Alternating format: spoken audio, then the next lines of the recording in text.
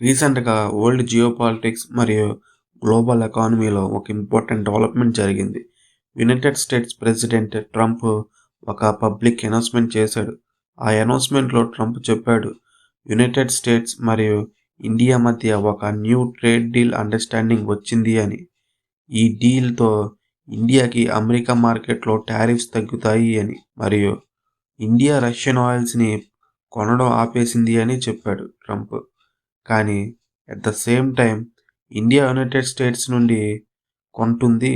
ఇంకా పాజిబుల్‌గా వెనుజులా నుంచి కూడా కొంటుంది ఆయిల్స్‌ని అని చెప్పాడు. ఈ స్టేట్మెంట్ ఇమ్మీడియేట్‌గా గ్లోబల్ మీడియాలో, ఆయిల్ మార్కెట్‌లో, డిప్లొమాటిక్ సర్కిల్స్‌లో చాలా డిస్కషన్స్ క్రియేట్ చేస్తుంది. కానీ ఈ అనౌన్స్‌మెంట్‌లో ఒక ఇంపార్టెంట్ గ్యాప్ ఉంది. ట్రంప్ చెప్పిన ఆయిల్ ఇష్యూ గురించి ఇండియా గవర్నమెంట్ క్లియర్ కన్ఫర్మేషన్ ఇవ్వలేదు.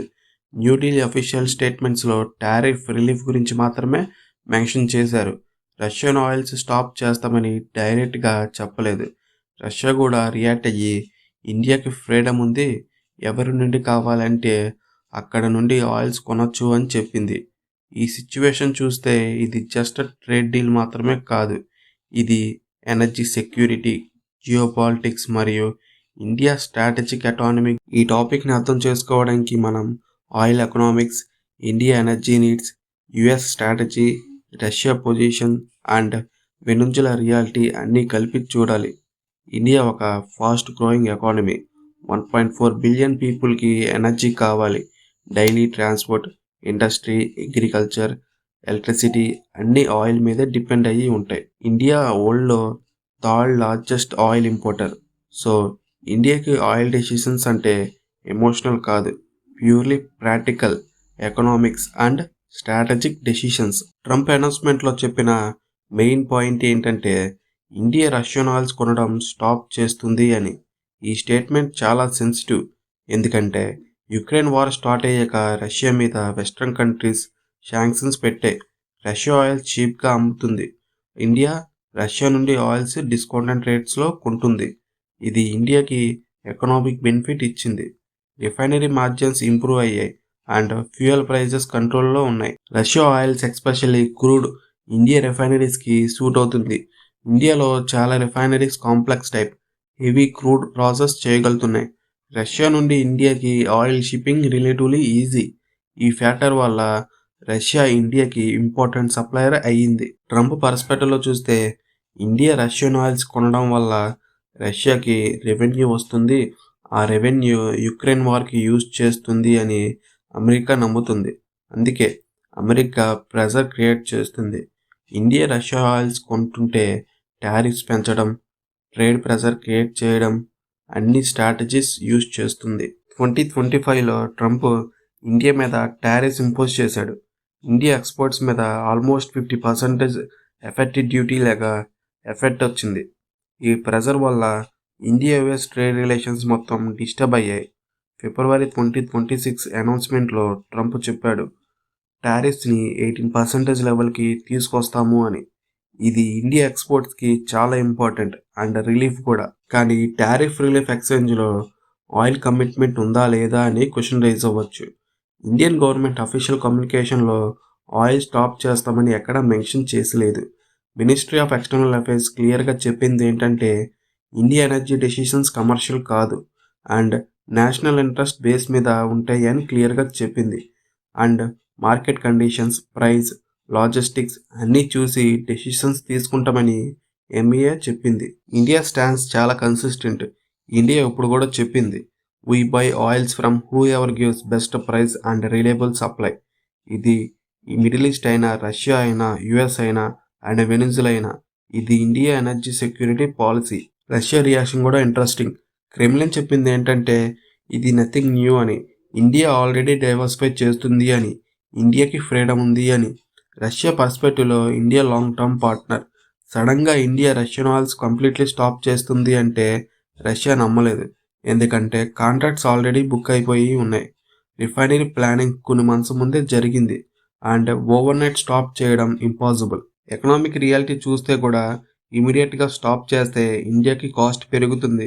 Russia oils cheap, alternative sources expensive and transporting కూడా కాస్ట్ ఎక్కువే. ఇన్ఫ్లేషన్ ప్రెజర్ వస్తుంది. అండ్ గవర్నమెంట్ ఈ రిస్క్ని ఈజీగా తీసుకోదు. ట్రంప్ అనౌన్స్మెంట్లో వెనెజులా నేమ్ కూడా వచ్చింది. వెనెజులా ఆయిల్ అంటే హెవీ సోర్ క్రూడ్. ఇండియా పాస్ట్లో వెనెజులా ఆయిల్ కొనేది 2019 వరకు ఇంపోర్ట్స్ చేసుకునేది. కానీ అమెరికా శాంక్షన్స్ వల్ల సప్లై స్టాప్ చేసింది. ఇప్పుడు ట్రంప్ చెప్పేది ఏంటంటే ఇండియా వెనెజులా నుండి ఆయిల్ కొంటుంది అని. కానీ వెనెజులా ఆయిల్స్ ప్రాక్టికల్గా చాలా ఛాలెంజెస్ ఫేస్ చేయాల్సి వస్తుంది. ఫస్ట్ది డిస్టెన్స్ చాలా ఎక్కువ. అట్లాంటిక్ నుండి ఇండియా వరకు షిప్పింగ్ కాస్ట్ హెవీగా పెరుగుతుంది. అండ్ సెకండ్ది వెనెజులా ఆయిల్స్ హెవీ, అన్ని రిఫైనరీస్ ప్రాసెస్ చేయలేవు. అండ్ థర్డ్ది వెనెజులా ప్రొడక్షన్ కెపాసిటీ చాలా లిమిటెడ్. రష్యన్ ఆయిల్స్ని రీప్లేస్ చేయడానికి సరిపోదు. ఇండియన్ గవర్నమెంట్ అఫీషియల్గా చెప్పింది ఏంటంటే వెనెజులా ఆప్షన్ ఓపెన్గా ఉంది, కానీ కమర్షియల్ మెరిట్ ఉండాలి కదా అని. అంటే చీప్గా దొరికితే లాజిస్టిక్స్ మేనేజబుల్ అవ్వాలి కదా అని. దెన్ కన్సిడర్ చేస్తామని మీనింగ్ వచ్చేలాగా చెప్పింది. పొలిటికల్ ప్రెజర్ కోసం మాత్రమే ఆయిల్స్ కొంటామని ఇండియా ఎప్పుడూ చెప్పలేదు. యునైటెడ్ స్టేట్స్ ఆయిల్ ఇంపోర్ట్స్ కూడా ఒక యాంగిల్. అమెరికా ప్రపంచంలో biggest oil producer. India already కొన్ని షిప్మెంట్స్ యుఎస్ నుండి కొంటుంది. కానీ America oil cost Middle East and రష్యాతో కంపేర్ చేస్తే చాలా ఎక్కువ. అండ్ ట్రాన్స్పోర్టింగ్ కాస్ట్ కూడా ఎక్కువ అవుతుంది. అయితే అమెరికా ఆయిల్ రోల్ డైవర్సిఫై కోసం ఉంటుంది, కానీ ఫుల్ రీప్లేస్మెంట్ చేయలేం. ఈ ఎంటైర్ ఎపిసోడ్లో మెయిన్ థీమ్ ఏంటంటే స్ట్రాటజిక్ ఎకానమీ. ఇండియా ఫారెన్ పాలసీలో చాలా క్లియర్ ప్రిన్సిపల్ ఉంది. ఇండియా ఎవరికి సబార్డినేట్ కాదు. యుఎస్ ఫ్రెండ్ అయినా రష్యా పార్ట్నర్ అయినా India decisions India interest base మీద ఉంటాయి. యుఎస్ ఆబ్జెక్ట్ ఏంటంటే రష్యా ఆయిల్స్ రెవెన్యూ తగ్గించడం. ఇండియా ఆబ్జెక్ట్ ఏంటంటే సెక్యూరిటీ, ఎఫర్డబిలిటీ అండ్ గ్రోత్. ఈ టూ ఆబ్జెక్ట్స్ ఫుల్గా అలైన్ అవ్వవు.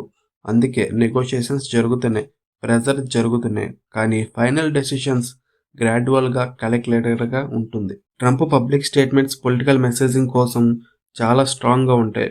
డొమెస్టిక్ ఆడియన్స్ కోసం కూడా యూస్ చేస్తారు, కానీ పాలసీ ఇంప్లిమెంటేషన్స్లో కాంప్లెక్స్ ప్రాసెస్.